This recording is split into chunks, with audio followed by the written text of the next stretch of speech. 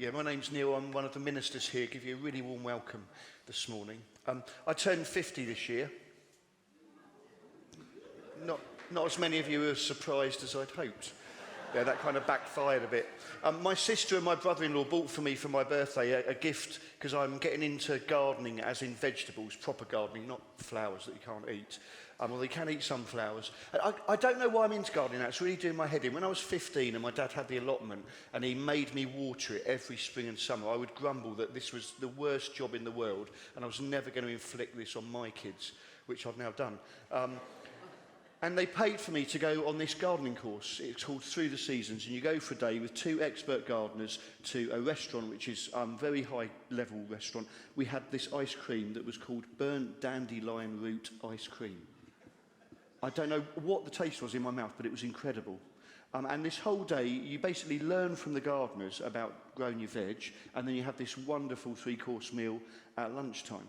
And I went on the first one, and I thought, well, I've got to go on all 4 of them now, haven't I? Because they're going to be different, each one. This is from just a couple of weeks ago. This is in their acre of garden. They only grow their own food or source stuff that's no more than 30 miles away from their restaurant. And they will only cook stuff that is in season. So it's all completely fresh. And every course I've been on, I've done 3. I've got 1 more in May if anyone wants to buy it for me. Hint. It's completely different. But there's always something to do. Always something popping up, always something that needs weeding, always something that needs picking, something that needs eating. Different seasons, different experiences, but they're all alive. Paul talks to Timothy in 2 Timothy 4 verse 2, and he says this: preach the word, be prepared in season and out of season. Correct, rebuke, encourage with great patience and careful instruction. Timothy is Paul's son in the faith. He calls him in the first letter he wrote to him. He wrote, do you think he actually called it 1 Timothy when he wrote it? Did he know? I thought, because he's got 2 Timothy, but did he think, I'm going to write another one, I'll write, because John just wrote John, didn't he? And then he wrote about Jesus, then he wrote 1 John, sorry, anyway, I'm going off on something there. But anyway, in 1 Timothy, he called him his son in the faith. Timothy is someone that Paul absolutely adores. He's a young Christian, and Paul sees this potential in him, and he plants a church, and he says to Timothy, you lead it. I can imagine Timothy going, what, me? No, I'm not good enough. I'm not skilled enough to do that. And he goes, no, do it. I got a Bible commentary from you when I went to Spurgeon's College. It's in my library about 30 years ago, and it says, to Neil, our son in the faith, written in Derek Hill's handwriting. I don't really read the commentary. I just like opening that and seeing in the front that there's a stage where you said to me, you're our son in the faith. Go and do what we think God has gifted you to do. Get on with it, Paul. Keep doing the work. Paul encourages Timothy to preach. Preach here means, in Greek, announce openly and publicly. So it's what I'm doing now, but it's what you do at the school gate tomorrow when someone says, what did you do on Sunday? And you say, I went to church. It's what you do when you're at work and you as the boss get a cup of coffee for your secretary and you say to him, bless you, even though he didn't sneeze. It's whenever we say, do Christian things that present Jesus clearly. It's not just this. All of us are preachers. We might not have a big Bible draped over our hands and swept back golden hair, but we're preachers. Paul says to Timothy, keep doing it. And do it in season and out of season. If Paul says do it in season and out of season, that logically leads me to this thought. There must have been out of season times for Timothy. There must have been times when he wasn't on top of it, when it wasn't all going his way, when it didn't feel fruitful, when he was struggling, when other people were being difficult, when it looked like God was doing zilch.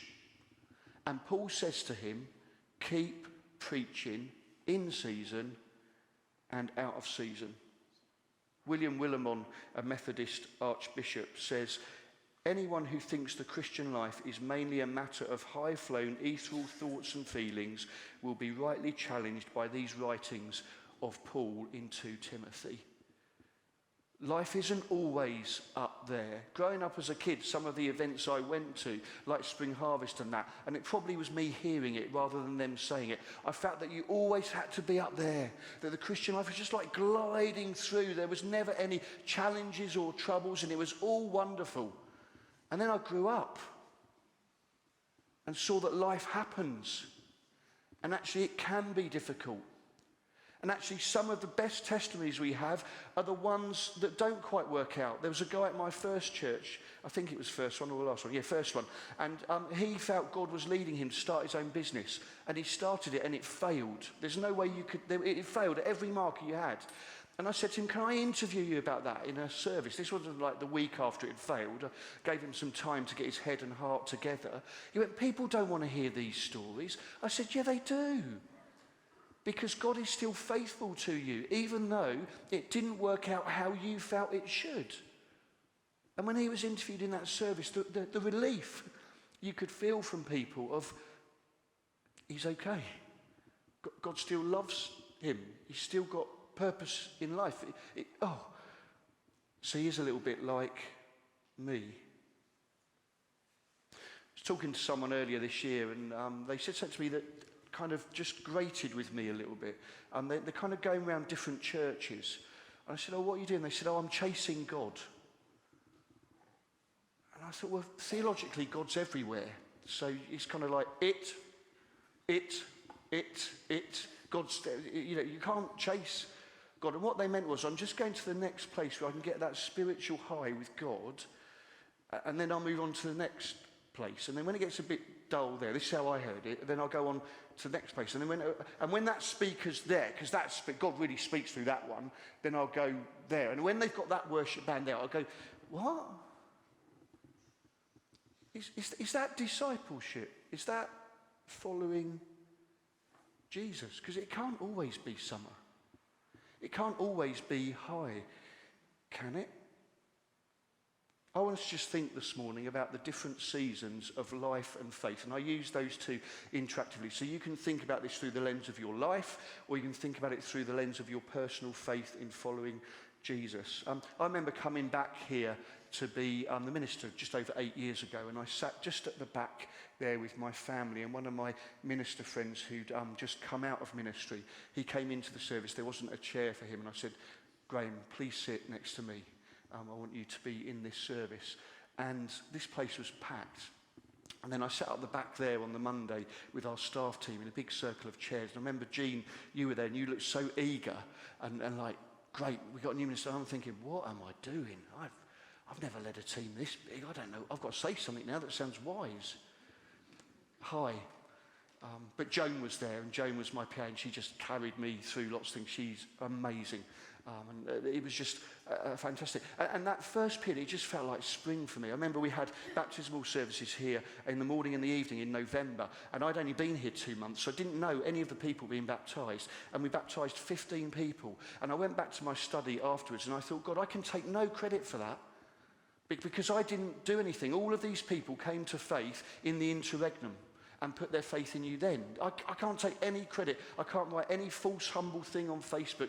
Oh, I'm so thankful how the Lord used me, the humble Neil Durling today. I can't say how many were baptised, because that would be boasting, but it was a lot. Couldn't take any credit. But it felt like spring, and sometimes our life's like that, isn't it? Everything we touch feels like it's coming to life. Everything feels fresh. Everything feels exciting. Everything feels full of potential. If we're living in that stage of life, please don't feel guilty.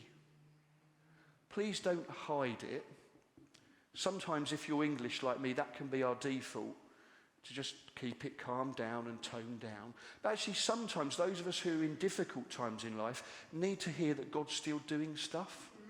We need to hear that you know that God loves you. We need to hear that you know you're excited by what God is doing, because others of us are just walking through sludge. That's why we encourage one another in our faith, as it says in Scripture. Enjoy the ride of being in spring. If you're a new follower of Jesus, my experience often is that that can be an exciting spring-like time. where we just got that exciting moment and everything feels new and fresh and encouraging. Ask questions if you're in spring. I remember when I first came back from a powerful experience away to the church, and I sat down with our minister David Wright, and I just talked with him about what God was doing in my life. And I didn't understand a lot of what God was doing, and I'm not super spiritual, and David just sat there with his legs folded 3 times, looking like Touche Turtle, and nodded at the right times and said to me, "Neil, just keep going. Just keep going."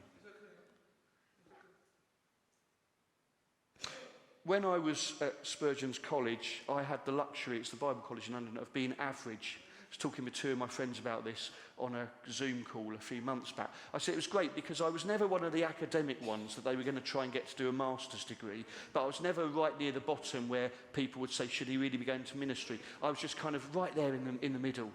And they said, "Neil, who was below you in our class that makes you think that you were in the middle? Give us some names of people that you think you were more intelligent than." I went, "All right, Andy and Rob, steady." I was definitely more intelligent than you, Andy. In the first essay, I got 90% in the first essay, and after that it all just went down to bog average. I said I was good at table tennis. I was runner-up in the table tennis competition, so I was really good at that. As COVID came to an end, I met with our trustees, 6 brilliant people who I meet with quarterly. And they said to me, "Neil, how do you think you've done in COVID, leading TBC?" It wasn't a loaded question, they just asked me. And I said, "I think I've done the best I can with the ability and skill that I've got." I said, "So I gave it my best shot, and I've done the best I can." And they said, "Yeah, we agree." But you know what, I found sometimes in that period that things would go far better than I thought they would. That God would do things that would catch me by surprise. And sometimes that's the season of summer, where we do our stuff and God is doing far more than we can ever expect or imagine. We're not super on it morally or ethically or spiritually. We're just doing what we're doing, but everything we do seems to be going really, really well. Ever had that experience in your life? Anyone? Yeah, 1, 2, 3. We got 4. Okay, that's a majority in Baptist circles. But see how you didn't put your hand up? Because we don't want to think that we're showing off, which none of you were. We're just being honest. Sometimes God does more than us. Because if God was limited by me, or God was limited by you, then God would be very limited. Because we're human beings. And sometimes God steps in and he does incredible things. When 3 old ladies, I think in Scotland, prayed together over 100 years ago and revival comes. When in America just last year on a student campus, a guy stood up and preached in a normal church service on this campus and texted his wife straight away afterwards and said, "I don't know why I bothered really, that was not a very good sermon that I did." And revival came for weeks on that campus, led by the students. And the staff said, "We're going to stay out of the way because God is using you and we don't want to mess it up." Well-known preachers came from all over the country to stand against certain things that they felt were wrong, and they were told clearly by the staff, "You're not allowed a microphone. Stay away from the front. We want no personalities or superstars. We want God to do what God is doing." And then a little while later, it all came to a gentle conclusion. No one knows why. No one really knows how, apart from God. And one of our values is expectancy as a church. Are we expectant that God will speak to us? Also, are we expectant that God will use us? God uses bog standard normal people created in his image every single day of the week. And God uses you, and God uses me. There's no human being on the shelf gathering dust in God's kingdom movement. All of us used and loved by God. About 2:30 a.m, Easter Sunday, a few years ago, Jo nudged me and said, the phone's ringing downstairs, can you please go and get it? Don't know if she said the word please, but she made it quite clear that I was to go. So I went downstairs muttering, picked it up. My mum in a fluster. Your dad's dead, come round. They're trying to start his heart. So I drove round, I just had a t-shirt on, it was freezing, didn't think about it, I had trousers and shoes. And got round to my mum's house and stood there in the bedroom as they worked on my dad starting his heart 13 times. Went up to King's College Hospital, sat in the room on that blue plastic couch that really needed changing because it was so worn at the edges, all the grief that had sat on that. And one of the people came in, a staff member, and sat down with us. And I'd been the strong one at this stage, the son, and said, I'm sorry, Roger's not made it. And I fell apart. And I entered an autumn period in life. An autumn period in faith. A period where it's a bit harder. Where life feels more of a struggle. Where there are times when you don't want to get out of bed. And you'll do all you can to avoid lovely people because you know they'll ask caring questions. But at the same time, you want to be around them. Autumn's a time when it slows down. And that could be in life as we get older. I find football injuries I get now take far longer to recover from than when I was 20, which is why I don't run anymore. Do you find now that it's just a bit tougher as you reach an age and struggle with things that we never struggled with before? Sometimes in faith it can be like that. That mental health challenge that we've got, that we've held at bay for so long and got used to, comes back with fierce vengeance. That illness, that's not a big one, but just one that is always there, that pain just down there in our neck, that we don't want to draw attention to and be dramatic about, but it's just always there, and we can't sleep as well as we used to, so we wake up tired and we never quite get with it. We've got those pieces of work that used to take us next to no time, that now they seem to take forever. The work in the garden that we used to love doing now is a challenge, and we wonder if we should downsize. Autumn periods come in our lives when it is tougher. What should we do in those autumn periods? Please don't hide. I find it interesting that so often when we need church most is when we can back off quickest. It's easy to be in church when it's good, spring and summer. When it's autumn, it can be difficult because we know that God lays us bare in church around folk who love us and support us. We're scared that God might speak that word that just makes us feel real and uncomfortable. How should I live in autumn? Own it. Own that this is the season I'm in, and share it with people who I trust and respect, and ask them to walk with me. Share it in order to live through it. I found it so helpful in this church at times when I've shared my autumn moments, and the person praying with me, who I thought was always in spring and summer, would say, oh yeah, I've been there. I've got a good idea of what you're talking about. I understand. And you think, oh. You sent me to YWAM when I was about 18 years old, Youth with a Mission. No, 20 I was.